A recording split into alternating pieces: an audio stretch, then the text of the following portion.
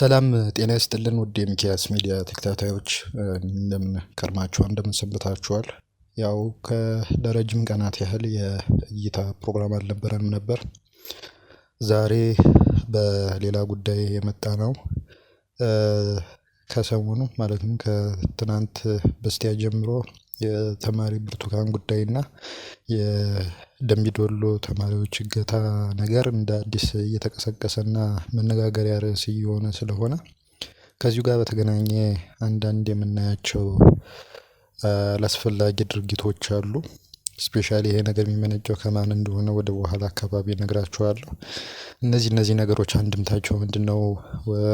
አሁን ላይ ያለንበት ማህበረሰባዊ ውቅር ወይም ደግሞ አስተሳሰብ እንደምን ይገልጹልናል የሚለውን ስለሱ እንነጋገራለን ማለት ነው። የዩቲዩብ ቻናላችንን ሰብስክራይብ የደውል ምልክቱን እየተጫናችሁ አብራችሁን እንድትቆዩ ነው የምጋብዛችሁ። ወደ ጉዳዩ ስንገባ እንግዲህ ያው መነሻው በተማሪዋ በኢቢኤስ ወይም ደግሞ በኢትዮጵያን ብሮድካስቲንግ ሰርቪስ የቴሌቪዥን ጣቢያ ላይ ቀርባ አዲስ ምዕራፍ በተሰኘው የእሁድ ከሰዓት ንዑስ ፕሮግራም ላይ ታሪኳን መናገሯ ነው ጉዳዩን የቀሰቀሰው ማለት ነው። የዛ ታሪክ ሙሉውን ነገር መናገር ለቀባሪው መርዳት ነው የሚሆነው። ምክንያቱም በርካቶቻችሁ ተከታትላችሁታል። በርካታ አሰቃቂ በጆሮ ሲሰሙ ከአይን ከሚታየው በላይ በጣም የሚያስከፉ ነገሮችን የተናገረችው ያው ምን ያህል ኢትዮጵያ ውስጥ የሴቶች መብት እየተደፈለቀና ሴቶችን በሰቀቀና በስቃይ እንዲኖሩ እየተደረገ እንደሚገኝ የእሷ ማብራሪያ አንዱ ማሳያ ነው።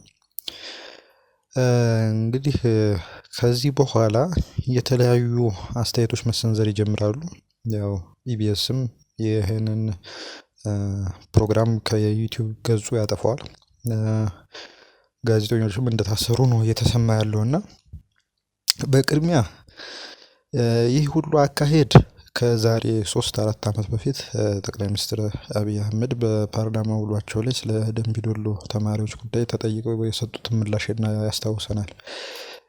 እርሳቸው ለተጠየቁት በሰጡት ምላሽ በእርግጥ ሁለት ጊዜ ነው ምላሽ የሰጡት ማስታውሰው። አንደኛው የፓርላማ ሴሽን ላይ ጉዳዩ ከተፈጸመ ከወራት ከተቆጠሩ በኋላ ሲሆን፣ ሌላኛው ደግሞ ካስታወሳችሁ አንዲት የፓርላማ አባል በእንባ ተሞልተው እርሳቸውን ከጠየቁ በኋላ የሰጡት ምላሽ ነው። በመጀመሪያው ላይ ያው ጥረት እያደረግን ነው፣ ኮሚቴ ተዋቅሯል፣ እየተሰራበት ነው የሚል ምላሽ ነበር የሰጡት። በኋላ ላይ ግን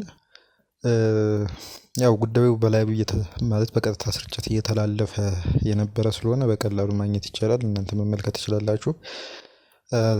የታጋቾቹ ጉዳይ ድራማ እንደሆነና እግዚአብሔር ከፈቀደ አንድ ቀን ይገኛሉ በሚል ቃል በቃል ነበር ምላሽ የሰጡትና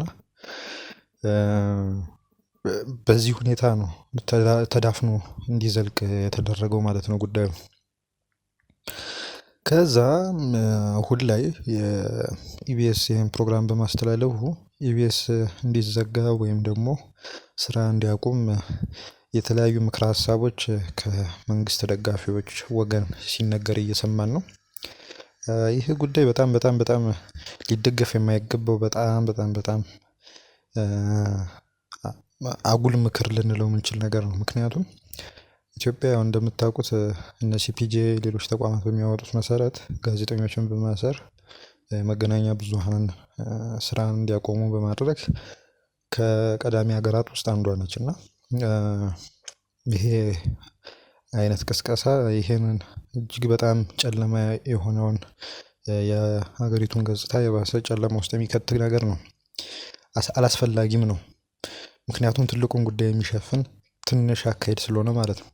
ይህ የሚያስታውሰን ደግሞ ከአመታት በፊት ጠቅላይ ሚኒስትሩ ስልጣን ከመምጣታቸው በፊት የኢትዮጵያን ኒውስ ኔትወርክ ወይም ደግሞ ኢኤንኤን አንድ ዘገባ አሰራጭቶ ነበር። የምታስታውሱት ከሆነ በሰበር ዜና መልኩና ቡኖ በደል የሚባል ወደ ወለጋ አካባቢ የአማራ ብሔር ተወላጆች እየተገደሉ እንደሆነ የሚያሳይ ዘገባ ሰርቶ በዚህ ዘገባ ምክንያት ጣቢያው ያው ብዙ መከራ ደርሶበት እንዲዘጋ መደረጉ የምታስታውሱት ነው። እና አሁንም ያ አይነት ታሪክ ሊደገም ይችላል እየተባለ ነው በተለያዩ ወገኖች ዘንድ።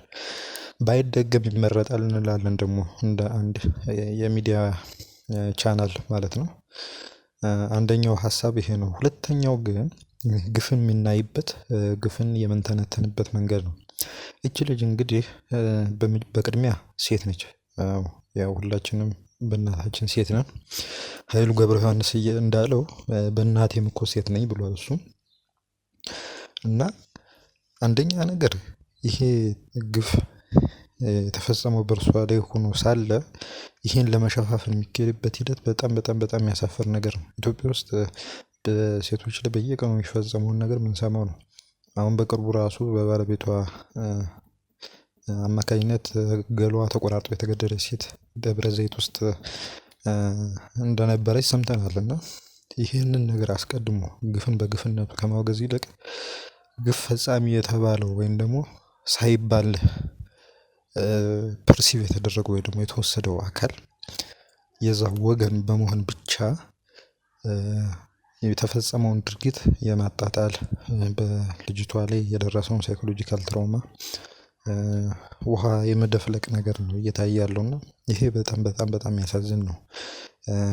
ምን ያህል ወገንተኝነት አእምሯችን እንዳወረው ነው የሚያሳየው።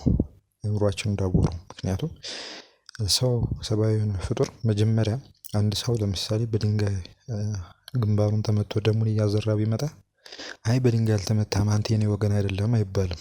ያው ሰብአዊነት ድንበር የለውም። ኢትስ ዩኒቨርሳል የሆነ ኮንሰፕት ነው። እና ይሄ በጣም የሚያሳፍር በጣም በጣም በጣም የሚያሳፍር ደግሞም ይሄን ሁሉ ሲጽፉ የምናየው ተውት ደጋፊዎቹን ግን የምሁር ነን የሚሉት አንብበናል ነቅተናል የሚሉ ሰዎች መሆናቸውን ስናይ ኢትዮጵያ ሞር እየነጠፈባት ያለች ሀገር መሆኗን ነው የሚያሳየን። እና ያው ስም መጥቀሱ አስፈላጊ ስላልሆነ ነው እንጂ በርካቶች ይሄ ጉዳይ ውሸት እንደሆነ ቲያትር እንደሆነ ሁሉ ሲናገሩ ተመልክተናል።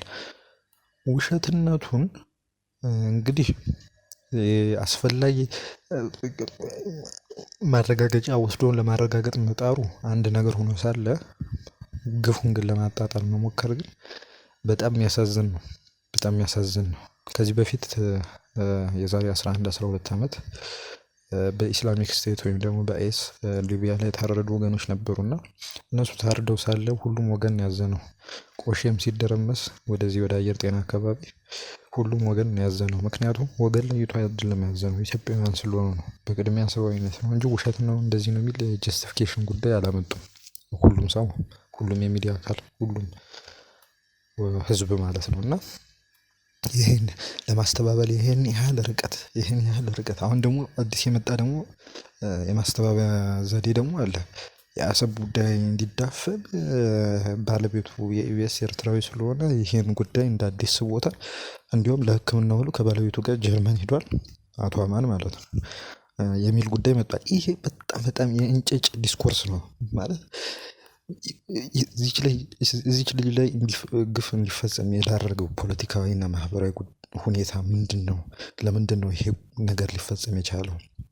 ለምንድነው እስከዛሬ ድረስ በርካታ ሴቶች ላይ ጥቃት ሲደርስ የማያዳግም የህግ እርምጃ ያልተወሰደው ብሎ እንደመጠየቅ ጉዳዩን ወደ መንጋ ፍርድነት ለማውረድ መሞከር በጣም በጣም በጣም የሚያሳፍር ጉዳይ ነው። እና አንድም ግፍ የምንረዳበት መንገድና እሱን ትሪት የምናደርግበት ሁኔታ በጣም በጣም ጭንቅላት የሚነካና በጣም የሚያናድድ ሆኖ ነው ያገኘነው። እና በአጭሩ ማለት የሚቻለው ነገር ምንድነው? ኃይለኛ የሆነ የሞራል መበስበስ እኛ ላይ ይታያል። ሞራል ማለት እንደዚህ ጭብጨባ ምናምን ሳይሆን ይሄ ማህበረሰባዊ የወል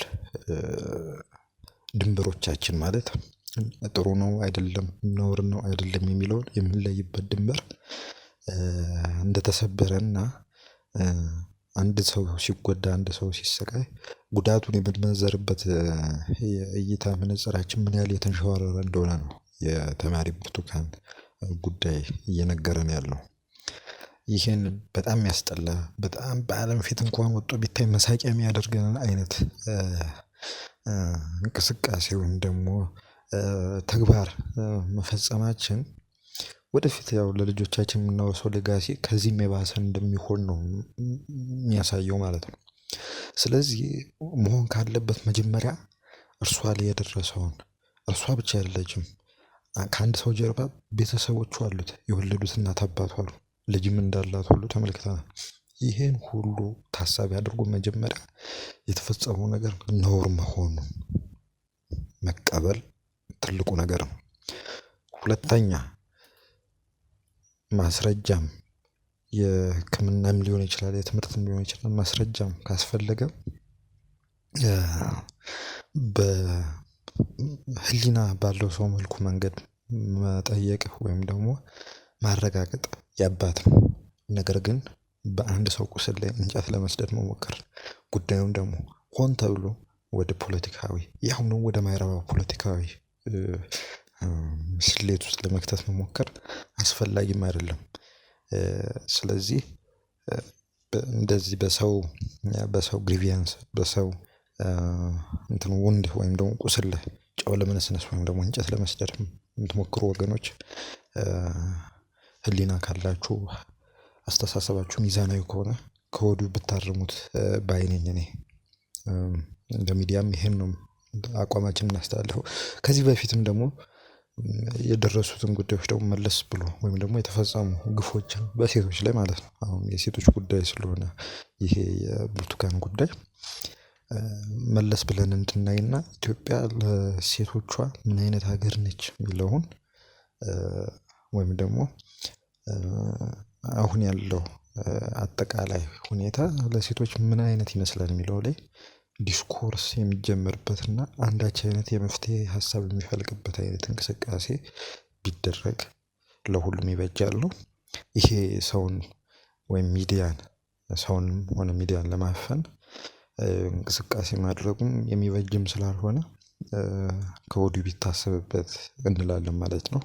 በአጭሩ የኛ እይታ ይሄን ይመስላል።